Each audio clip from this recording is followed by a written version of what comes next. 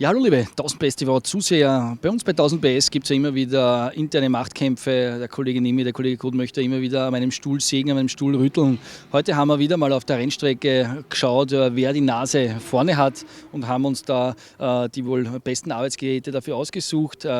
Mit der S1000R, mit der KTM Super Duke haben wir uns ein bisschen spendiert, haben getauscht und es war ein geiler Battle. Ich muss sagen, ich bin ja in die Saison gestartet mit dem persönlichen Eindruck, dass die Super Duke absolut unschlagbar sein wird. Ich habe mir auch schon eine gekauft, weil ich so begeistert war von dem Motorrad.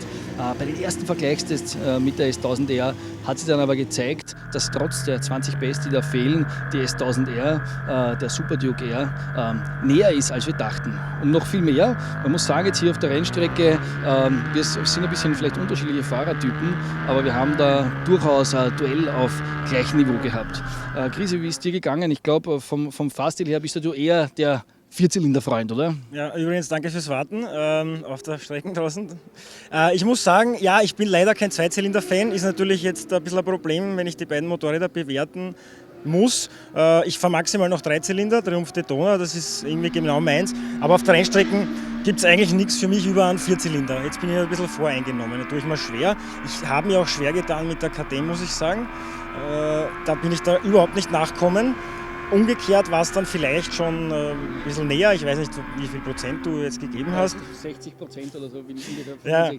Ja, aber da habe ich gemerkt, und ich bin ein vielleicht leicht chaotischer Fahrer, ich mache doch hin und wieder ein paar Fehler, da haben mir die elektronischen Fahrhilfen auf der BMW wesentlich mehr geholfen als auf der KTM. Ja, es liegt vermutlich auch daran, ich konnte es ja live beobachten, mal von hinten, mal von vorne. Die BMW ist ja umfangreich ausgestattet bei den elektronischen Fahrhilfen. Sie hat einen Schaltassistenten mit drauf und sie hat das dynamische Fahrwerk mit drinnen.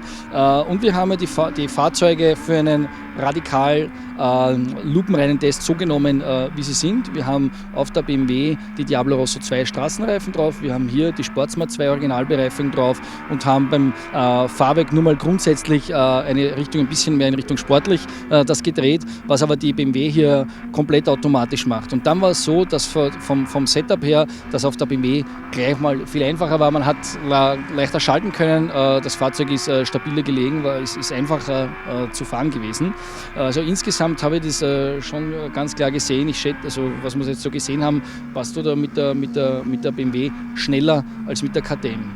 Ich bin aber trotz meines BMW-Leaders noch immer nicht davon überzeugt, auch wenn die jetzt eine große Performance abgeliefert hat. Man muss nämlich eins sagen, die KTM punktet dort, wo man dann schlampig schnell Sekunden machen muss, nämlich im Infield, als wir mit den Superbike-Kollegen uns gebettelt haben. Du hast mit der KTM durch den breiten Lenker, durch die aufrechtere Sitzposition immer die radikale Axt in der Hand, wo du schnell umkippen kannst, schnell einschenken kannst und die 144 Newtonmeter stehen schnell zur Verfügung. Also für den schlampigen Fahrstil schnell irgendwo reinstochern, irrsinnig brutal raushämmern, ist die KTM das bessere, das radikalere Gerät.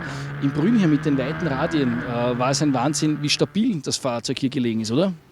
Totaler Unterschied, größter Unterschied für mich ist genau der, du kannst mit der KTM viel korrigieren, da merkt man, dass sie ein bisschen so Supermoto-Wurzeln hat und bei der BMW muss man einfach exaktere Linie fahren, Einlenkpunkte besser, also exakter und schneller wählen, weil sonst wird es im Radius schwierig. Dafür zieht sie dann extrem geschmeidig durch den Radius, auch wegen diesem dynamischen Fahrwerk, das für mich ein Wahnsinn ist. Das war ja früher ein Graus, wenn wir gesehen haben ABS und Traction Control und Modes und hin und her. Mittlerweile ist das für mich wirklich ist es sagenhaft, ja? Diese Elektronik, wie weit die jetzt schon ist und wie fein die regelt.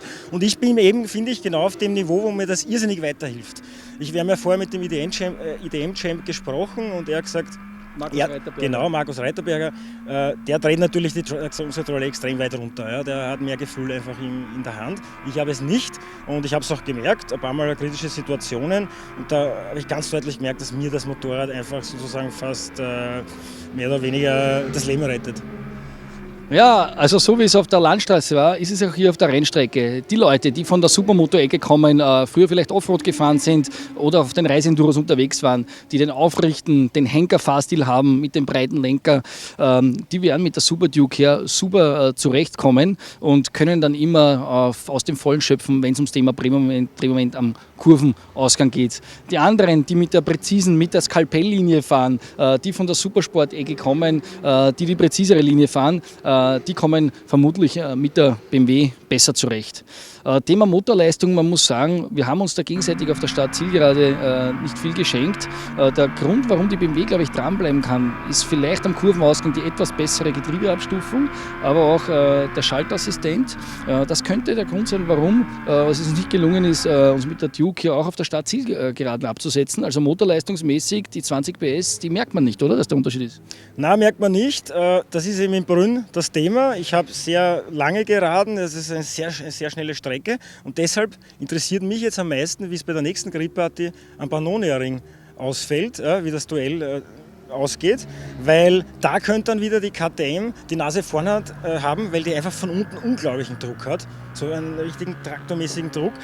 Die S1000R hat zwar auch mehr Drehmoment als die S1000RR, aber da hat es ein bisschen das Nachsehen. Und wenn dann die Kurven enger werden, die Geraden kürzer, kann ich mir vorstellen, dass die KTM einfach wieder vorne ist. Am Pannonia-Ring gibt es dann auch jene Szenen, wo man vielleicht mit der Super Duke, da mit dem dicken Drehmoment, mit einem radikalen Handling in dem Scheitel punkten kann. Schauen wir mal, ob wir dort für klare Verhältnisse sorgen können. Bis dahin können wir noch keine klare Aussage treffen. Unglaublich, zwei mega-mäßige Naked Bikes auf irrsinnig hohem Niveau, die, glaube ich, alle anderen Naked Bikes, die im Moment so verfügbar sind, in den Schatten stellen.